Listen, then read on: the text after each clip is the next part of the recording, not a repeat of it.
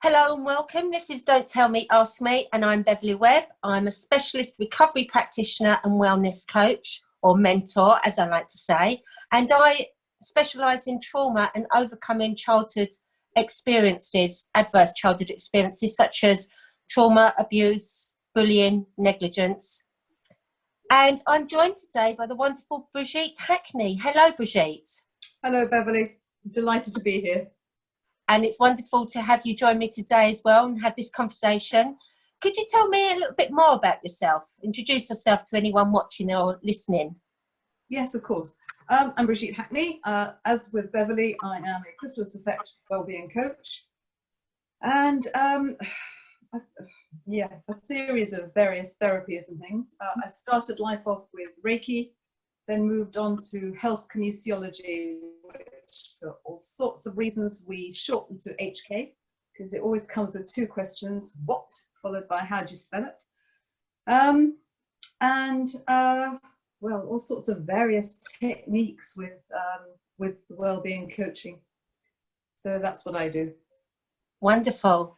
Well, we're both chrysalis effect practitioners, and that's why I wanted us to come on today, because we work within a referrals program, and most of our clients coming through the chrysalis effect either have been diagnosed or realise that they have chronic fatigue, ME, or fibromyalgia.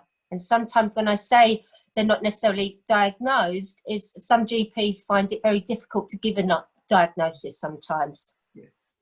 So as referral practitioners, we work together and integrate our services in different ways. But I'd be more interested in to have a conversation and hear from you, Brigitte, more about kinesiology, particularly because I hear the word, I find it fascinating, but I think it's great when we get an everyday understanding of what actually is kinesiology. So I think a lot of the work that we do, Beverley, revolves around unprocessed emotions. So we go through life and we just kind of push through it in the hope that when we come across negativity, it'll just go away. Generally what happens is if we don't deal with it at that point, or at an appropriate point, it will stay in your system somewhere, which is how people get eventual aches and pains and then illnesses and things. So with kinesiology, it's a way of finding out where the body's system has been interrupted, I suppose, or damaged possibly in some way, so that the responses we get back are kind of weaker than you would expect to get. In the same way as we all react to certain things like a mobile phone or internet network, that sort of thing, those are things that are known to work against human energy. They can drain us quite badly, depending on how we react to them. So with kinesiology, we use muscles generally to see how the body has interpreted stuff. Yes. With HK, I use one muscle, which is just the arm muscle. So it's a very relaxing technique. You're on a couch, we just use this muscle here, and it's a very, very small movement that we can feel as to whether that muscle can hold the integrity or doesn't. And at that point, in the same way as your mobile phone will interfere with your energy system, if you say a lie or even think a lie, in the way that if you give your name, if you say your name out loud, your muscle should test quite strong. But if you then give another name, your body will go, "Oh, that's not right." Yes. And it will lose some of its integrity, basically. Yes. So using that technique of whether your muscle is reacting as we would expect, we then follow a menu to see where we need to go. Sometimes it's thoughts. It can be the use of magnets on your body. They're all different ways of helping your body get rid of stress that's being held in it. Yes. Yes. So I find that fascinating because with my work, my own lived experience and the work that I specialise in, I'm specialising in trauma, but particularly abuse, you know, physical, even emotional, sexual abuse. And with your body, you learn to disengage from your body. You learn to stop feeling. That's how you survived. Yeah. I learned that from a child throughout my childhood, and it's only later when the outcome of living on adrenaline to keep me safe has an impact. But because I wasn't listening to my body, I didn't feel the impact. So we were speaking earlier before recording this program about counselling. So historically, when you've gone through a trauma, you go and have a talking therapy. And whilst I've done that myself, that's fine. What I found is at the time though, was it kept re-triggering me. So it would take me back to the actual happening of the trauma. But what it didn't enable me was to recognise how I was keeping myself safe and the learned responses. Yeah. And also it's not a safe environment in which to feel that you can divulge stuff or even start healing, is it? You're still having to deal with what's happened. Exactly. So for me, the re-triggering, and I know for a lot of people, when you're divulging, you're going back into what I call the trauma tunnel. And your body is physically reacting, but it isn't just a physical, it's physical, mental and emotional. And we have to look at all three areas. And particularly when we look at our learnt behaviours, but the messages and how we talk to ourselves. The difference between our conscious and our subconscious. And I think that's what I'm understanding from the kinesiology, you know, as in we tell our thing consciously, we tell ourselves that we're okay, we're safe, we're healed. And that's 20% of our thought process. The subconscious is 80%. So I could say to you, oh yes, I'm very good, I feel safe, I trust in myself. But you'd be able to, within a safe environment, actually work with me and find out how safe do I feel. Is that true? Am I on the right? Yeah, it is to a point. Yeah, it is true. It is absolutely true, and we can do that. The kinesiology I use is we actually ask verbal questions. So it's out loud, we ask specific questions. I never use it to diagnose, and I never use it in a way that I feel is intrusive. Yes. So I know that's quite subjective to me, isn't it? Or objective, that but I would never put somebody on the spot. What I tend to do is, again, because we're asking a question out loud, you can then get exactly the right wording for somebody. So instead of getting a direct question of, let's say, have you been through abuse? Yes.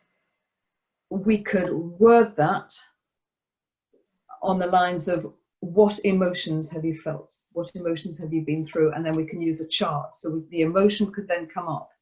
But the most important thing with kinesiology I use, the health kinesiology, is that we work in body priority. So whatever I think somebody might need, or whatever they've come with wanting to deal with, the body will only say yes to what is right at that point.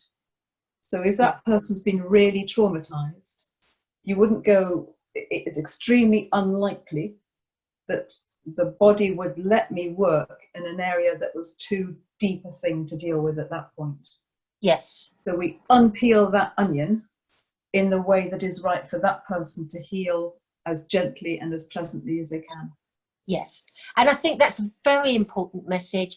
You know, I've been in environments where I've heard people, you know, different practitioners, different therapists outside of the chrysalis effect, I will say that you can do this one thing and it will release all your trauma and take it away. And I think that's fantastic. That is wonderful. But if it really was that easy, we wouldn't have the trauma that we have around. And there's several reasons. First of all, we don't always acknowledge or know that we're traumatized. Yeah. I know as much as if anyone knows my story, been in and out of care, been the eldest of 6 children, been survivor of abuse. I can still tell you right up until I had my counselling, and even after that, I remember the question about trauma, and I was like, oh no, I haven't been traumatized. This is what I know. This is what. And that's what's so important, isn't it? And particularly a child will always blame themselves. They will always look for a reason why it's their fault. And the more happens to them, the more it's because they're not right in some way. And how do they know it's not right? Yeah. Because nobody tells them. Yeah. So, and even bullying. I had a really interesting conversation about bullying. You can have the most wonderful family. You can come from the most wonderful environment. However, school is an environment. And can you imagine being 10 and going to school, dreading walking in because you think you're being bullied? Yeah.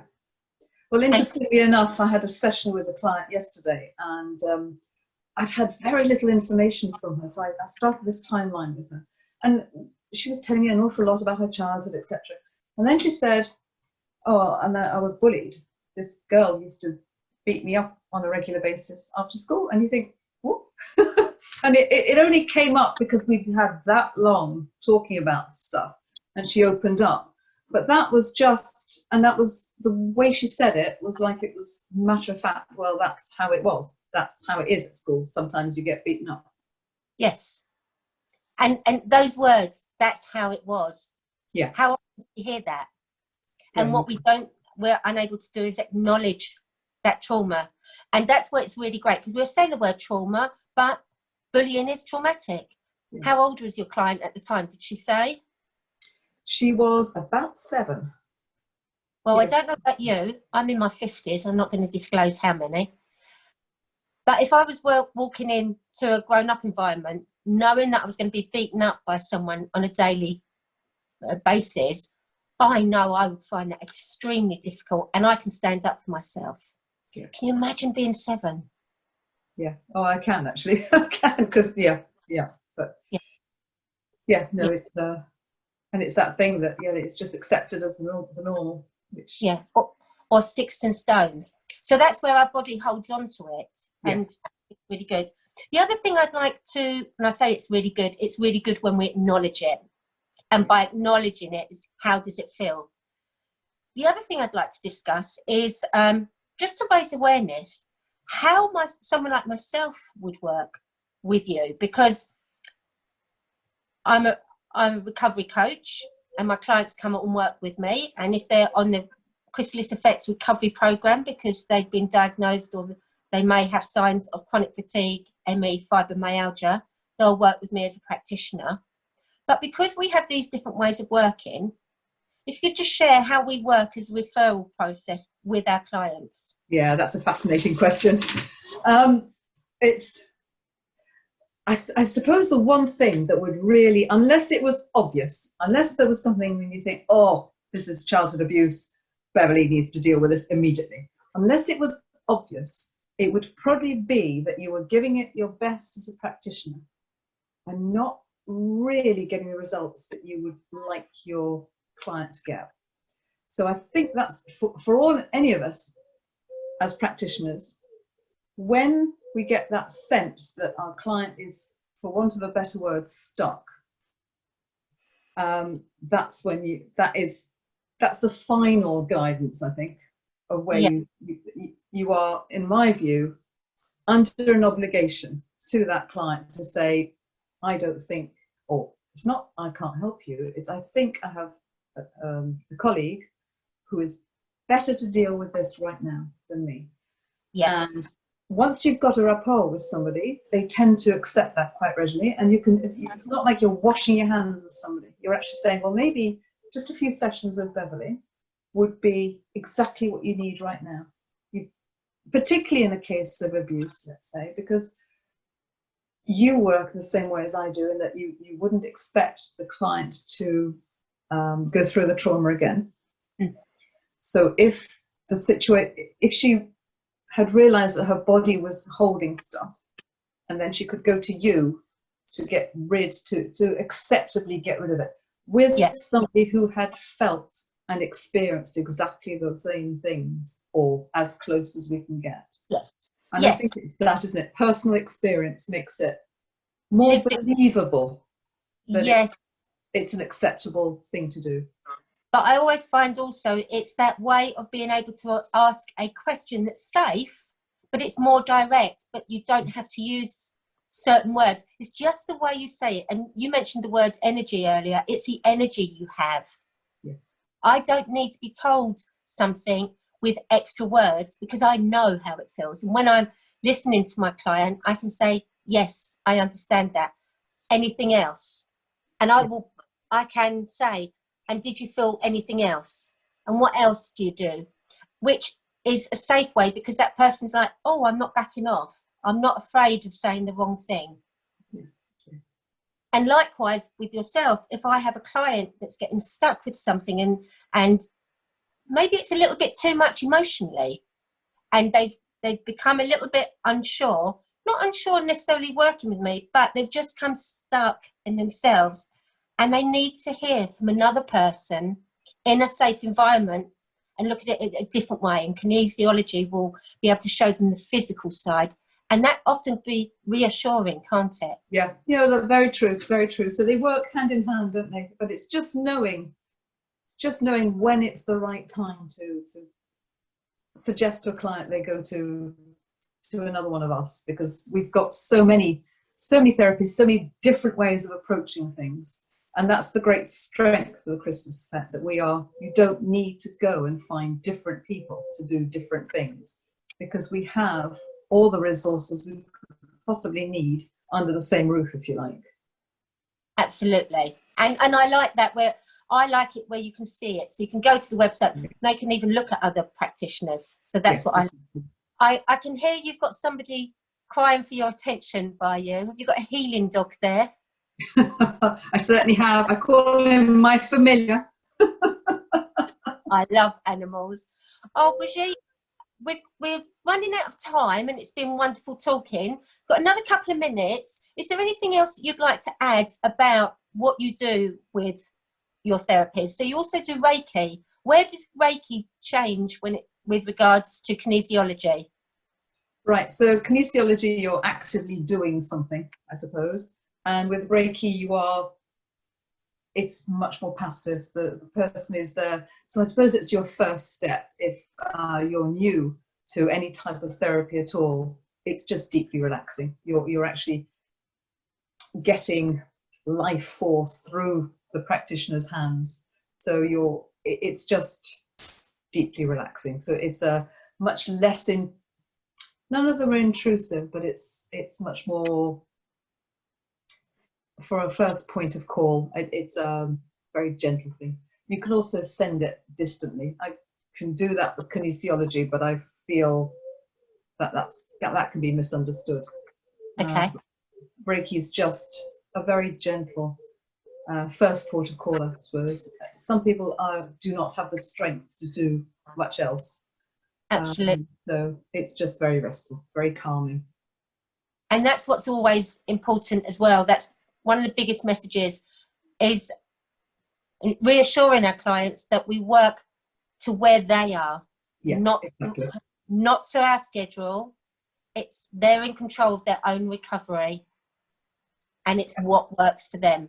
However, and I do like this bit, they give us permission that if we can see that it's not that they've got stuck, it's just maybe they're resisting.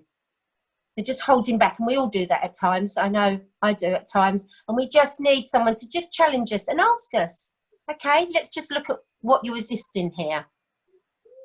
Again, that's the power of the coaching, isn't it, or the mentoring, that you're there to challenge in the right manner at the right time. Yeah, and ask the questions, and then let someone go away and think about it, and then when they're ready, they come back to it. Yeah. Well, Brigitte, it's always fascinating speaking with you, and thank you very much. Before we go, how can people get in contact with you, Brigitte? Okay, so I've got a website, Brigitte Hackney for HK, and on the Chrysalis Effect website as well. So 2 websites to get hold of me, and there are details, phone numbers, etc. So Fantastic. Thank you very much for coming on today. As normal, anybody wanting to get hold of me, I'm Beverley Webb and I'm on Facebook. I also have a business page, Step Forward Coaching, and I'm on Instagram, Twitter and YouTube. Hopefully you're watching this video on one of those formats anyway. So have a lovely weekend, Brigitte. Thank you very much for being our guest, and we look forward to speaking to you again another time. Excellent. Thank you very much, Beverley. Thoroughly enjoyed it. Lovely. Thank you, Brigitte.